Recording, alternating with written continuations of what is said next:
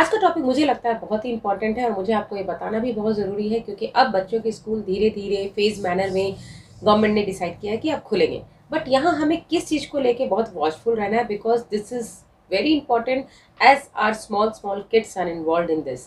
सो मैं आपको 3 पॉइंट्स बताऊंगी जहाँ मुझे लगता है कि हमें थोड़ा सा अलर्ट रहने की ज़रूरत है। सबसे पहला क्या होता है कि हमें तो ये पजलिंग लगता है कि whether it is a common cold और कोविड। ये नॉर्मल सी बात है, जब किसी को नॉर्मल फ्लू होता है या नॉर्मल कॉफ एंड कोल्ड होता है तो भी उसका कंजेशन होता है, सर्दी खांसी होती है, सर में दर्द होता है, नॉर्मल सी बात है, डिजीनेस रहती है, इरिटेशन रहता है। तो ये सारे कॉमन कोल्ड और फ्लू के सिम्टम भी हैं और ये सारे कोविड में भी है। कई बार ऐसा होता है, खुद मेरे केस में भी ऐसा हुआ है कि मेरी बेटी को फीवर हुआ, कफ एंड कोल्ड हुआ, हम लोग बहुत ही टेंशन में आ गए, 103 तक फीवर जा रहा था। Then as per our doctor's advice हमने उसका कोविड टेस्ट कराया and thank God it was negative. But parents टू पेरेंट्स होते हैं, उन्हें डर लग ही जाता है because the scenario is like that कि हम हर स्टेप पे अभी डर रहे हैं। अगर नॉर्मल सा कॉफ एंड कोल्ड या फ्लू फीवर होता है तो हम डर जाते हैं कि कहीं कोविड ना हो। ये अभी एक बहुत पजलिंग सिचुएशन होने वाला है क्योंकि आपके बच्चे स्कूल जाना शुरू करेंगे। तो अगर आपके बच्चे को हल्का सा भी फीवर आया, सर्दी हुई, तो आपको लगेगा कहीं कोविड तो नहीं हो गया, क्योंकि अब वो हमारे घर से बाहर जा रहा है, बसेस पे जा रहे हैं या किसी भी तरह के ट्रांसपोर्ट में जा रहे हैं और वहाँ डिफरेंट तरह के लोगों से मिल रहे हैं। आप खुद ही यहाँ कंफ्यूज हो जाते हो कि आखिर बच्चे को ये हो क्यों रहा है। तो this is one. Now you have to look for the second point where 90% of the symptoms are general, जो कि कॉमन कोल्ड में भी होती है और कोविड में भी होती है। बट एक यूनिक सिम्टम है जिससे आप बहुत मेक आउट कर सकते हैं, but that is also not very common in all the kids. It is rare but yes it has started appearing in kids basically, जिसे हम लोग कहते हैं कोविड टोज। ये बच्चों के पैर में, टोज में एक ब्रूश टाइप का होने लगता है, वुंड टाइप का होने लगता है, तो उसे कोविड टोज का नाम दिया गया है।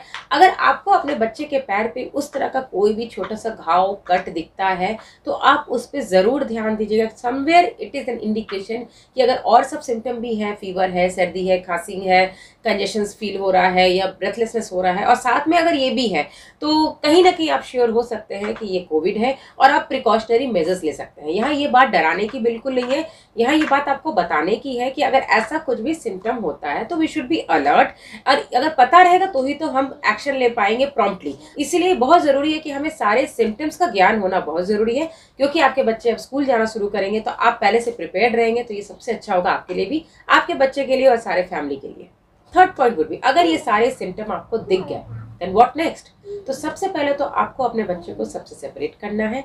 आप खुद तो वैक्सीनेटेड अभी तक हो ही गए होंगे, डबल डोज ऑफ वैक्सीनेशन, तो आप बहुत हद तक सेफ हैं। अगर आपको कोविड ऑलरेडी हो गया है कुछ महीने पहले तो आप वैसे भी सेफ है क्योंकि आपके अंदर एंटीबॉडी है, प्लस वैक्सीनेशन का डोज है आपके साथ। लेकिन आपको बच्चे को पूरी प्रोटेक्शन प्रोवाइड करनी है।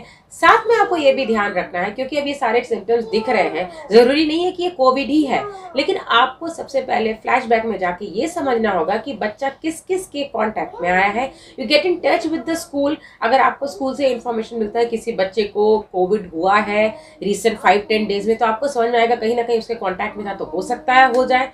उसके अलावा अगर आपके घर में कोई एल्डरली पर्सन है जिनको आपको लगता है कि ये हो सकता है, जिनमें ऑलरेडी कोमॉर्बिडिटी भी है, तो आप उनसे थोड़ा देखिए कि बच्चे कहीं उनके साथ बहुत ही ज़्यादा क्लोज तो नहीं रहे हैं या उनको तो कोविड नहीं है, ताकि ऐसा कि नहीं कि उनके कारण बच्चों में ये सिम्टम आ गया है। And you have to be alert and you have to understand कि किससे किससे मेरा बच्चा मिल रहा है जिससे होने के चांसेस हो सकते हैं।